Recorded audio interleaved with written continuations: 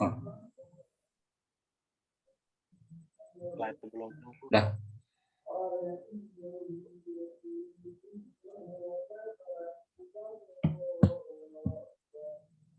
Baik, bismillahirrahmanirrahim. Assalamualaikum warahmatullahi wabarakatuh.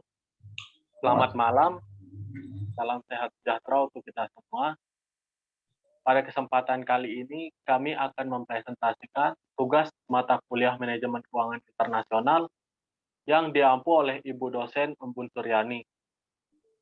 Materi yang akan kami presentasikan kali ini yaitu materi exposure transaksi. Sebelumnya kami dari kelompok 10 dengan nama kelompok atas nama saya sendiri Muzakir Farid dengan NIM A1B019193. Yang kedua yaitu Elin Sutriyatna dengan NIM A1B019091 dan yang terakhir yaitu Umbo Ali Muksin Mantager dengan NIM A1B019337. Next.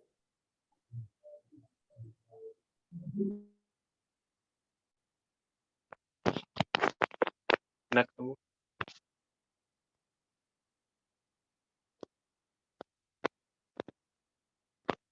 Next PPT-nya.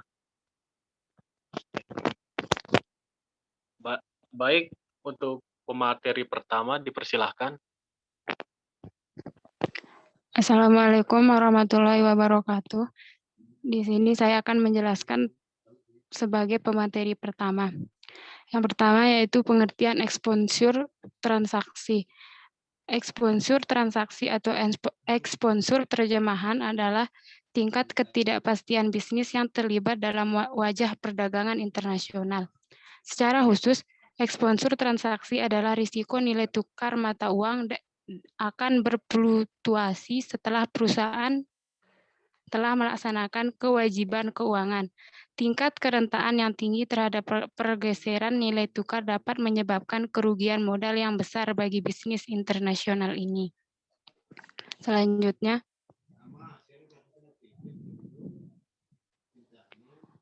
penyebab timbulnya exposure transaksi ada 4. Yang pertama yaitu pembelian atau penjualan barang atau jasa secara kredit di mana harganya dinyatakan dalam valuta asing. Yang kedua yaitu peminjam atau pemberi pinjaman dana di mana pembayaran bunga dan cicilan hutang dibuat dalam mata uang asing. Yang ketiga yaitu menjadi suatu kelompok kontrak forward yang tidak jadi. Dan yang terakhir, memperoleh tipa ataupun mendatangkan kewajiban yang didenominasi dalam valuta asing. Selanjutnya,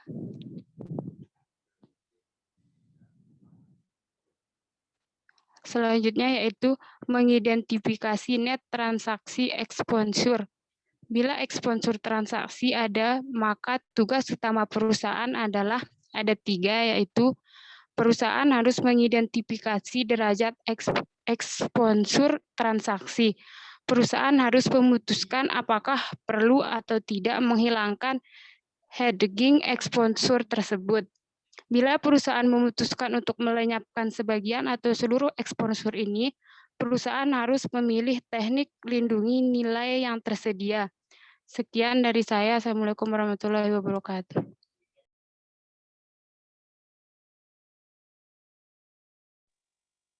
Oke, baik. Saya lanjutkan presentasinya. Jadi di sini yang akan saya lanjutkan yaitu teknik mengatasi exposure transaksi.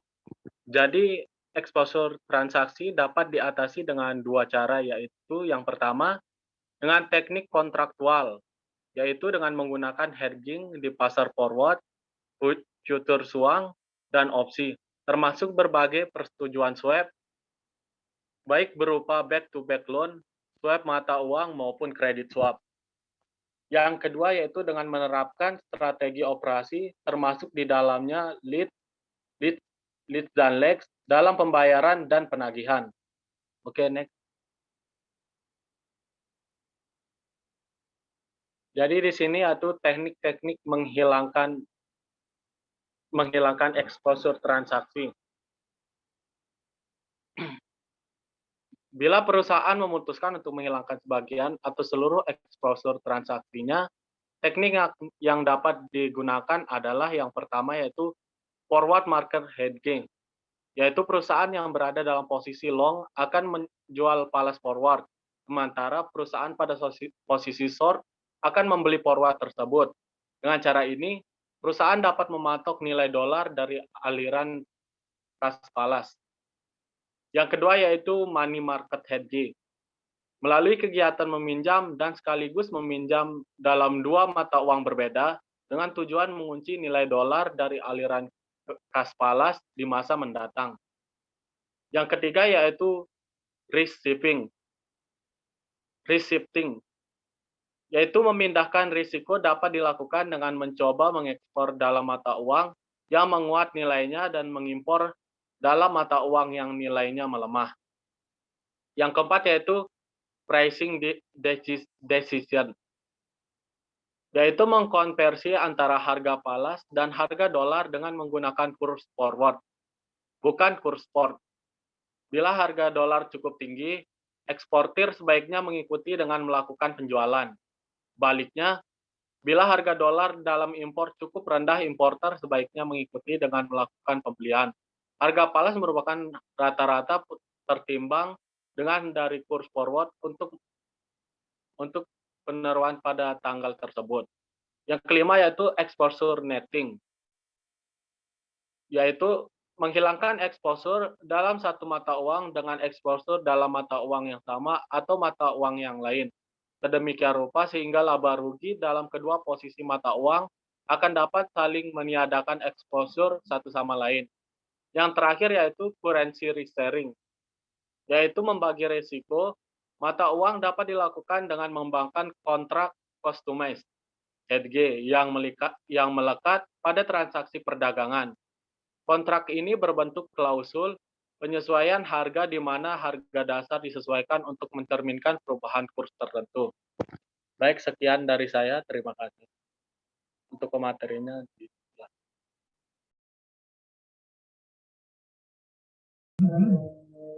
Selanjutnya yaitu adalah exposure transaksi jangka panjang. Sejumlah perusahaan multinasional yang memiliki arus kas valuta asing beberapa tahun dari sekarang dapat menggunakan hedging jangka panjang. Sebagai contoh, Disney Company telah menghedge arus kas yen Jepang yang akan dikembalikan ke AS dari Jepang ke Disney untuk 20 tahun ke depan. Eastman Kodak Company dan Aineral Electronic Company memasukkan manajemen nilai tukar mereka ke dalam perencanaan korporasi jangka panjang. Jadi, dibutuhkan teknik-teknik untuk menghedging exposure nilai tukar jangka panjang.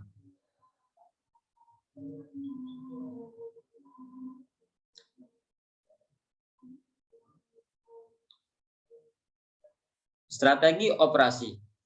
Apabila teknik lindung nilai tidak tersedia atau terlalu mahal, untuk menghilangkan exposure transaksi, maka alternatif metode untuk setidaknya mengurangi exposure adalah sebagai berikut. Yang pertama adalah leading and lagging. Perusahaan dapat menggunakan tindakan leading dengan mempercepat saat pembayaran sebelum dolar mengalami apresiasi, atau tindakan lagging dengan memperlambat pembayaran sampai depresiasi mata uang domestik usai. Tindakan percepatan dan perlambatan mencerminkan penyesuaian dalam waktu pembayaran atau penerimaan untuk mencerminkan ekspektasi mengenai nilai tukar di masa depan. Yang kedua itu adalah cross hedging. Adalah merupakan kontrak future yang digunakan untuk melindungi nilai suatu posisi di mana sebuah portofolio atau satu instrumen tidak identik dengan underlying instrumennya.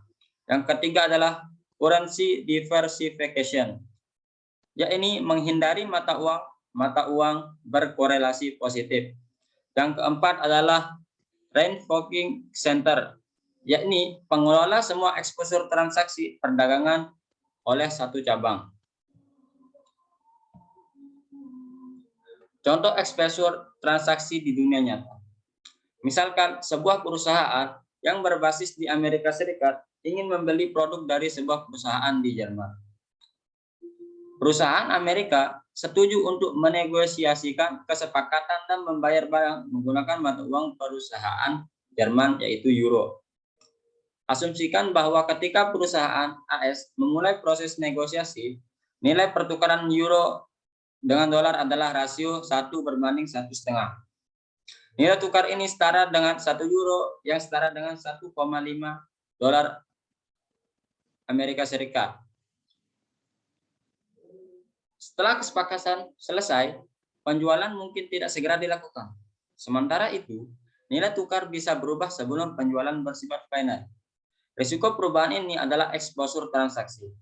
Meskipun ada kemungkinan bahwa nilai dolar dan euro tidak berubah, tergantung pada faktor-faktor yang akan mempengaruhi pasar mata uang. Kurs yang lebih atau kurang menguntungkan dapat mengakibatkan perusahaan pada rasio nilai tukar, seperti kurs 1:1,25 yang lebih disukai atau kurs 1:2 yang kurang menguntungkan. Terlepas dari perubahan nilai dolar yang relatif terhadap euro, perusahaan Belgia tidak mengalami eksposur transaksi karena kesepakatan terjadi dalam mata uang lokalnya. Perusahaan Belgia tidak terpengaruh jika perusahaan AS mengeluarkan lebih banyak dolar untuk penyelesaian transaksi karena harga yang ditetapkan dalam euro seperti yang ditentukan oleh perjanjian penjualan. Sekian. Baik, sekian dari presentasi kelompok kami. Kurang dan lebihnya mohon dimaafkan. Salam sehat sejahtera untuk kita semua. Terima kasih. Assalamualaikum warahmatullahi wabarakatuh.